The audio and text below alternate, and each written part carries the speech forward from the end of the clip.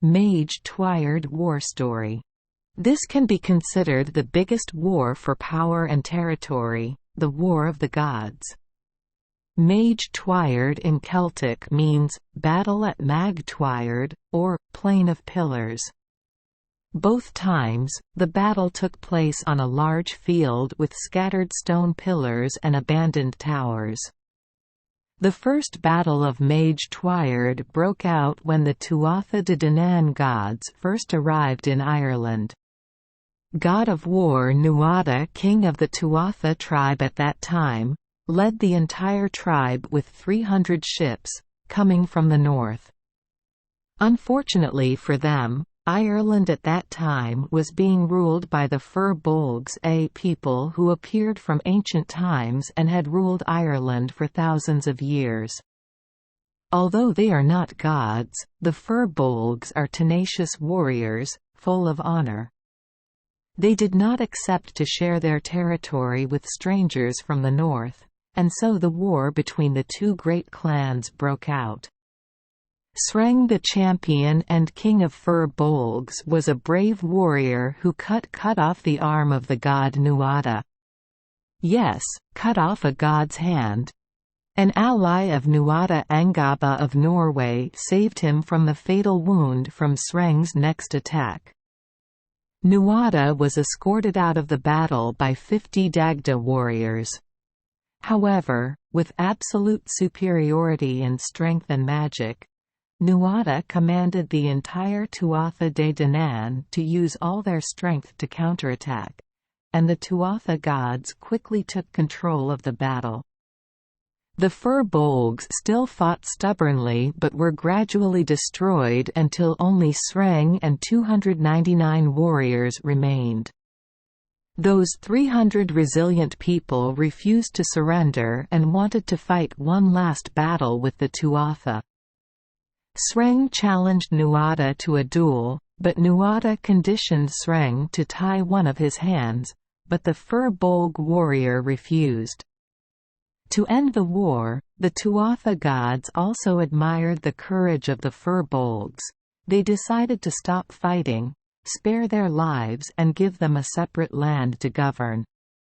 The two clans made peace and the war ended, marking the era of the gods' rule. The goddess Bigrid again suggested that a disabled person like Nuada could not be king, because the Tuatha believed that the leader must be the most complete person. Sadly, other members also agreed with the above opinion. Nuada was forced off the throne, and gave the throne to Bress, a semi-Fomorian. Power is reserved for Bress. Who is Bress? We go back to the time when the Tuatha first arrived in Ireland. To feel secure about building territory here, they made peace with the Fomorians. This is an ancient race that rivals the ancient old gods, the most powerful and dangerous enemies of the Tuatha De Danann divine race. Legend has it that in ancient times, when the mare Iocha gave birth to the god Cernunnos, the first god, she tore the bark of the magic oak tree and threw it into the sea, from which giants were born.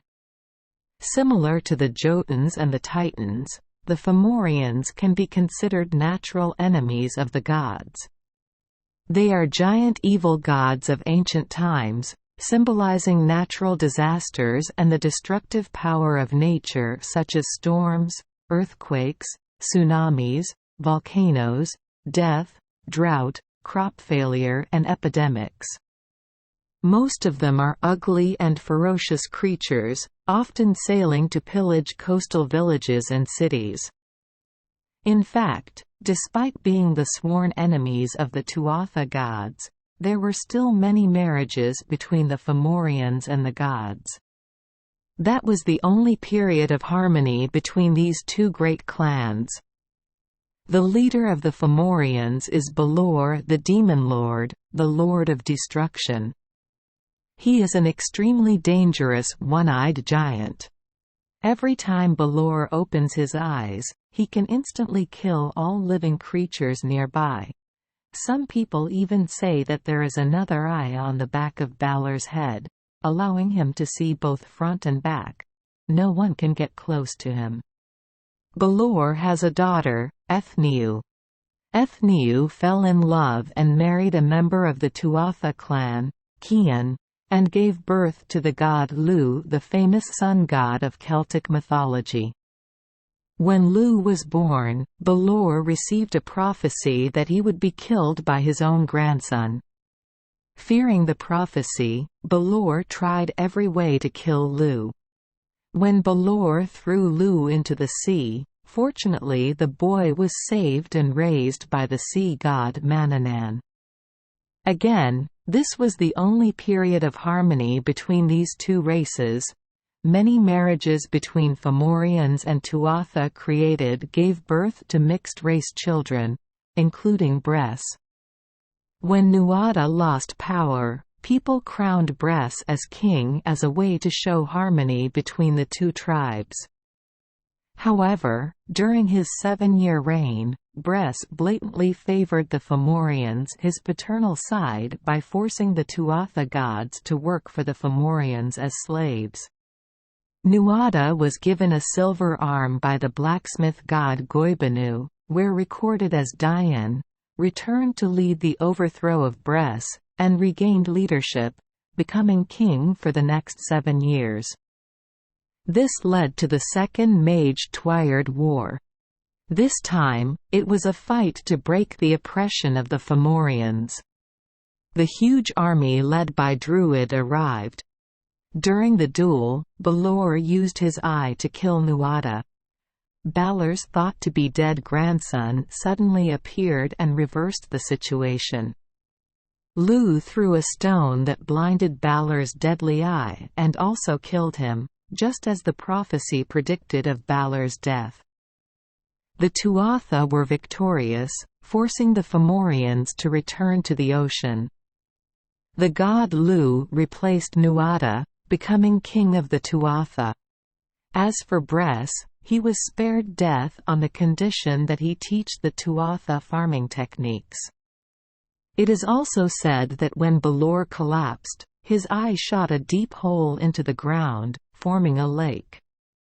The giant water still exists today in Ireland, called Loch na Swiel, Lake of the Eye.